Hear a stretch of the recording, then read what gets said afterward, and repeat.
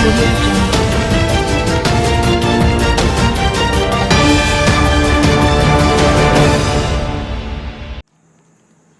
నెల్లూరు జిల్లా నాయుడుపేట మండల పరిధిలోని కూచివాడ గ్రామంలో శ్రీ వరసిద్ధి వినాయక స్వామి వారి పునః ప్రతిష్ఠ మహా కుంభాభిషేక వేడుకలు గురువారం అత్యంత వైభవంగా భక్తి శ్రద్ధలతో నిర్వహించబడ్డాయి. కూచివాడ గ్రామస్తులు చెన్నై వాస్తవ్యుల ఆధ్వర్యంలో ఈ కార్యక్రమం ఘనంగా జరిగింది. స్వామివారి మహా కుంభాభిషేకం సందర్భంగా గ్రామంలో పండుగ వాతావరణం నెలకొంది. ప్రత్యేకంగా ఏర్పాటు చేసిన యాగశాలలో వేద పండితులు వేద మంత్రాలు పఠిస్తూ వివిధ హోమాలు పూజలు నిర్వహించారు. పుణ్యవాచనలతో మంగళ వాయిద్యాల నడుమ కళాశాలకు విశేష పూజలు నిర్వహించి ఊరేగింపుగా ఆలయం వద్దకు తీసుకువచ్చారు. అనంతరం వేద పండితుల మంత్రోచ్చరణల మధ్య భక్తుల జయ జయధ్వానాలతో శ్రీ వరసిద్ధి వినాయక స్వామి వారికి మహా కుంభాభిషేకం నిర్వహించారు.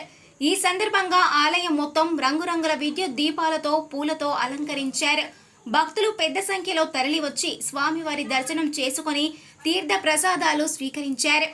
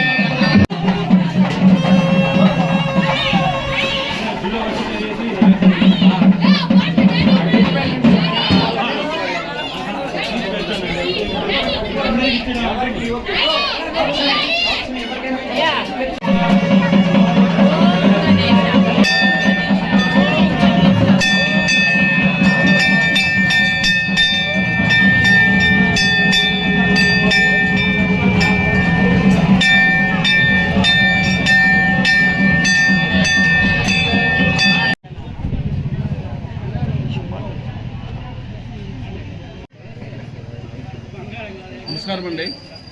ఈ కూచివాడ గ్రామంలో వెలిసి ఉన్న వరసిద్ధి వినాయక టెంపుల్ పురాతన ఇంధనం వలన పునర్నిర్మాణం చేసామండి. ఈరోజు పునర్నిర్మాణం చేస్తూ మహాకుంభాభిషేకం ఏర్పాటు చేశామండి. మా గ్రామస్తులు అయితేనేమి మా శ్రేయాభిలాషులు మిత్రులు ప్రతి ఒక్కరూ ఈ గుడికి సహాయం చేసినందుకు పేరు పేరున నమస్కారాలండి. నమస్కారం, ధన్యవాదాలు. కొంచెం గట్టిగా మాట్లాడారు. శ్రీ వరసిద్ధి వినాయక స్వామి ఆలయం ఇవాళ కుంభాభిషేకం జరిగినది. బాగా దిగ్విజయంగా జరిగింది. దీనికి చేసిన అందరూ చిన్నల కాడి నుంచి పెద్దల వరకు అందరికీ పేరు పేరున మా ధన్యవాదములు. వాళ్ళు ఉండి ఇక్కడ అన్ని దేవుడు ఆశీర్వాదం స్వీకరించి తరుణం మమ్మల్ని ఎప్పుడూ ఆశీర్వదిస్తూ నిరంతరం కోరుతుండాలని. గత 4 సంవత్సరాలుగా శిథిలమైన ఆలయాన్ని పునర్నిర్మించాలనేసి చాలా పట్టుదలతో మా గ్రామస్తులైతే ప్రతి ఒక్కరూ మాకు సహాయం చేసినందుకు వాళ్ళందరూ కూడా ధన్యవాదాలు చెప్పుకుంటున్నామండి.